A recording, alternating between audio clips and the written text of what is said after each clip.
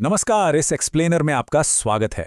आज हम एक ऐसी घटना पर बात करेंगे जब स्टॉक मार्केट की एक बहुत बड़ी ऐतिहासिक गलती ने दुनिया के सबसे अनुशासित और लेजेंडरी ट्रेडर्स में से एक को जन्म दिया। ये कोई आम कहानी नहीं है, बल्कि लेजर शार्प फोकस और गजब की साइकोलॉजी का एक बेहतरीन उदाहरण है। जरा सोच कर देखिए, $16 मिलियन, मतलब ये बात सच में दिमाग घुमा देने वाली है कि कोई एक इंसान सिर्फ एक ही दिन में इतना पैसा कैसे बना सकता है, वो भी तब जब पूरा टोक्यो स्टॉक एक्सचेंज बुरी तरह क्रैश हो रहा हो और हर तरफ पैनिक का माहौल हो। जाहिर है, इस लेवल की सक्सेस कोई तुक्का तो हो नहीं सकती ना। तो चलिए इस मल्टी मिलियन डॉलर मिस्टेक यानी करोड़ों की उस गलती से शुरू करते हैं। बात 8 दिसंबर 2005 की है। मिज़ुहो सिक्योरिटीज के एक ब्रोकर ने जेकॉम नाम के एक नए आईपीओ में एक ऐसी भयंकर गलती कर दी जिसने पूरे जापानी मार्केट को लिटरली हिलाकर रख दिया। सोचिए, ब्रोकर को 6.1 लाख येन में एक शेयर बेचना था, लेकिन उसने गलती से 1 येन के हिसाब से 6.1 लाख शेयर्स बेचने का ऑर्डर डाल दिया।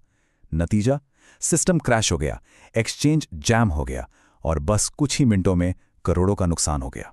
अब सवाल यह है कि तकाशी कोटेगावा आखिर था कौन जिसने इस अफरा तफरी का इतने शानदार तरीके से फायदा उठाया। इस पूरी उथल पुथल के बीच एक इंसान बिल्कुल शांत था। इसे समझने के लिए हमें थोड़ा पीछे 1990 के दशक के अंत में चलना होगा। टोक्यो की बड़ी बड़ी गगनचुंबी इमारतों से बहुत दूर इचिकावा नाम के एक छोटे से शहर में तकाशी ने किसी टिपिकल कॉर्पोरेट जॉब के पीछे भागने के बजाय पार्ट टाइम डिलीवरी और इन्वेंट्री का काम किया।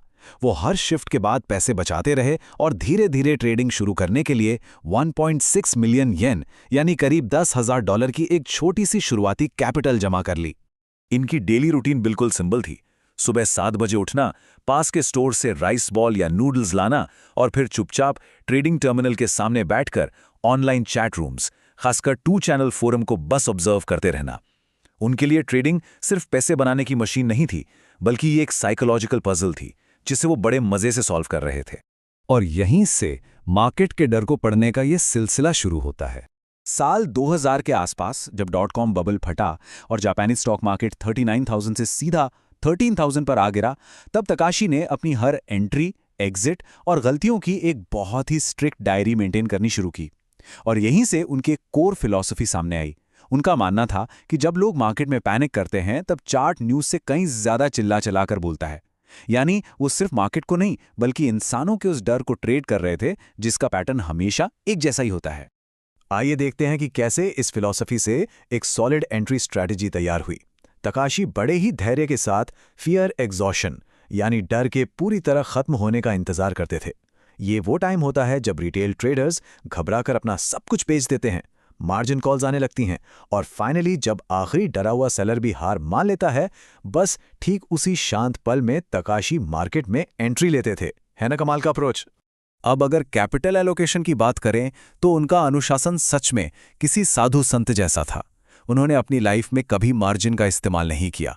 वो हमेशा अपनी पूरी कैपिटल का 70% हिस्सा कैश में बिल्कुल सेफ रखते थे और एक बार में सिर्फ 10 से 15% ही किसी ट्रेड में लगाते थे।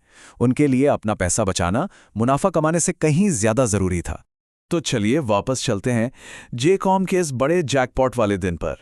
2005 का वही दिन जब जेकॉम वाली वो भयंकर गलती हुई थी। सालों की वो स्ट्रिक्ट डिसिप्लिन वाली प्रैक्टिस अब एक परफेक्ट मौके में बदलने वाली थी। एक तरफ बड़े बड़े इंस्टीट्यूशनल ब्रोकर्स अपनी इस भारी गलती को कैंसिल करने की पूरी कोशिश कर रहे थे। ब्रोकर ने 85 सेकंड में 4 बार कैंसिल का बटन दबाया, पर सिस्टम ने साफ मना कर दिया। और दूसरी तरफ तकाशी ने पूरी शांति के साथ इस सिस्टम एरर को पहचाना और इसी पैनिक के बीच बिना डरे अग्रेसिवली खरीदारी शुरू कर दी।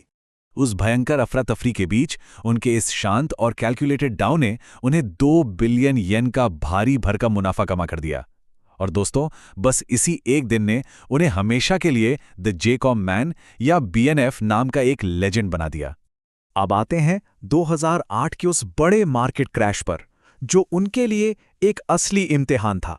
बहुत से क्रिटिक्स ने 2005 की इस जेकॉम जीत को महज एक तुक्का मान लिया था, लेकिन उनके इस जीनियस सिस्टम का असली टेस्ट 2008 के ग्लोबल फाइनेंशियल क्राइसिस के दौरान हुआ, जब लीमन ब्रदर्स कोलैप्स हुआ तो जापानीज मार्केट इंडेक्स का 40% हिस्सा साफ हो गया। निकेई इंडेक्स 14,000 से गिरकर सीधा 8,000 पर आ गया। बड़े बड़े इंस्टीट्यूशनल फंड्स बर्बाद हो गए और हर तरफ लिटरली सिर्फ और सिर्फ खौफ का माहौल था। लेकिन तकाशी, उन्होंने 2007 के अंत में ही मार्केट में लिक्विडिटी को कम होते हुए देख लिया था। इसीलिए वो पूरी तरह से तैयार थे और अपना 95% पोर्टफोलियो कैश में बिल्कुल सेफ रखा हुआ था। वो सिर्फ वेट, वॉच और प्रोटेक्ट के मोड में थे। इससे ये साबित हो गया कि उनकी स्ट्रैटेजी में सबसे ऊपर हमेशा सर्वाइवल ही था। तो तकाशी कोटेगावा के इस सफल ट्रेडिंग के मुख्य नियम आखिर क्या हैं, आइए समझते हैं। उनका एक बहुत ही अहम नियम था जिसका वो बहुत ही सख्ती से पालन करते थे। Emotion equals to exit. इसका सीधा सा मतलब यह है कि अगर कभी ईगो, लालच या किसी पर्सनल फीलिंग ने ट्रेड में दखल दिया तो तुरंत पोजीशन क्लोज कर देनी है, फिर चाहे उसमें कितना भी मुनाफा क्यों ना दिख रहा हो। उनके लिए इमोशंस की ट्रेडिंग में कोई जगह नहीं थी। ये रूल्स हमें बताते हैं कि सक्सेस के लिए रोजाना बड़े रिटर्न का दिखावा करना बिल्कुल भी जरूरी नहीं है। असली सफलता तो उन्हीं सटीक और अनुशासित चीजों को बार बार दोहराने से मिलती है जिनसे पहले जीत हासिल हुई हो। हमेशा पैनिक के पैटर्न्स को ऑब्जर्व करना, अपनी कैपिटल कैश में रखना, लिक्विडिटी को प्रायोरिटी देना, मार्जिन कभी यूज ना करना, इन सब का एक ही मतलब है, प्रॉफिट के पीछे भागना बंद कीजिए और शांति और फोकस के पीछे भागिए। आज तकाशी एक तरह से अदृश्य हैं। मीडिया में उनका कोई अपीयरेंस नहीं है, कोई फैंसी लाइफस्टाइल नहीं है। वो बस एक शांत ऑब्जर्वर हैं जो मार्केट के अगले पैनिक का इंतजार कर रहे हैं, क्योंकि मार्केट में असली हीरो वो नहीं होता जो सबसे ज्यादा दिखता है, बल्कि वो होता है जो सबसे लंबे समय तक टिका रहता है। तो ये एक्सप्लेनर हमें इस एक बहुत ही गहरे विचार के साथ छोड़ जाता है। अगली बार जब मार्केट भयंकर पैनिक में चीख रहा होगा तो क्या उस शोर का हिस्सा बनना सही होगा या फिर पूरी तरह से शांत रह के उस सही मौके को पहचानना? इस पर जरूर सोचिएगा। हमारे साथ जुड़ने के लिए बहुत बहुत धन्यवाद। सीखते रहिए और हाँ, शांत रहिए।